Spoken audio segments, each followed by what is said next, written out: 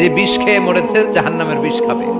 যে মেয়েগুলো গলায় ওড়না দিয়ে আত্মহত্যা করছে, গলায় খালি ফাঁসি দিবে। যে ছুরি মেরেছে খালি ছুরি ঢুকাবে, শাস্তি চলতেই থাকবে। পর্নোগ্রাফি যারা দেখেছে মোবাইলের ভেতরে, ইন্ডিয়ান নায়িকাদের ল্যাংটা ড্যান্স আছে না নাই, কথা কন, এদের চোখের ভেতরে লোহার শিক ঢুকানো হবে।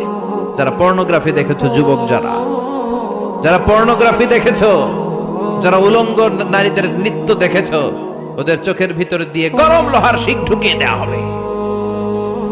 মিথ্যা যারা বলেছে, জাহান্নামের কেচি দিয়ে জিহ্বা কুচি কুচি করে কাটা হবে।